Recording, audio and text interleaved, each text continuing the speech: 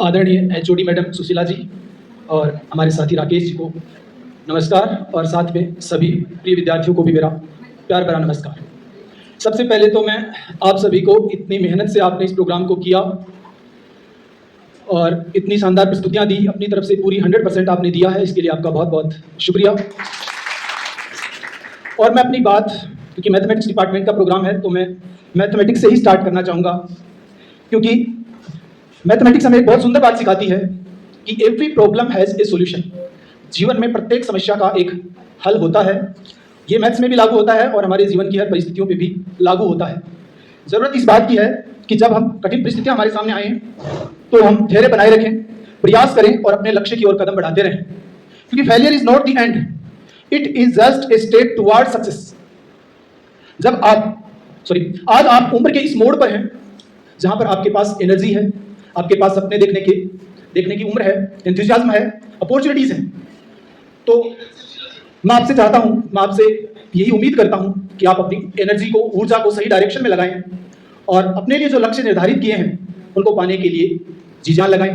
क्योंकि किसी ने बहुत ही सुंदर बात कही है कि जिंदा रहने के लिए मौसम बहुत हैं, मगर जान देने के लिए रुत रोज आती नहीं। हुस्न और इश्क दोनों को रुस्वा करे वो जवानी जो खूने से नहाती नहीं। इसलिए उम्र के इस दौर में आप जो भी काम करें, चाहे पढ़ाई की बात हो, करियर की बात हो, ईमानदारी से करें, तन्मयता के साथ करें, लगन के साथ करें, तो सफलता 100% निश्चित है। मैं बहुत ज़्यादा ज्ञानी नहीं हूँ, लेकिन ज्ञान का प्रेमी हूँ, और मेरे हिसाब से ज्ञान वो है जिसमें हम यदि इन्वेस्ट करेंगे तो इसका डिविडेंड, इसका मुनाफा हमें ताउम्र मिलेगा, जिंदगी भर मिलेगा। एक सामान्य जीवन जीने के लिए एक सिंपल इंसान को, एक साधारण इंसान को सिर्फ रोटी कपड़ा और मकान के अलावा यदि किसी चीज की सबसे ज्यादा जरूरत होती है तो वो है शिक्षा, एजुकेशन। अगर आपके पास धन है और उस धन को आप एजुकेशन में कन्वर्ट करते हैं, उस पर इन्वेस्ट करते हैं, तो वो आपके जीवन में निश्चित रूप से काम आएगी। क्योंकि money can be stolen but knowledge can not be. धन को चुराया जा सकता है, चोरी हो सकता है, लेकिन ज्ञान की चोरी नहीं हो सकती।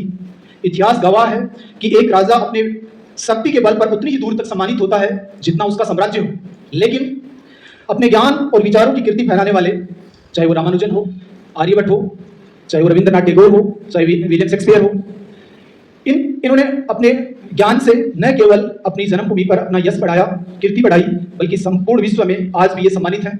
सम्मान के साथ इनका नाम लिया जाता है।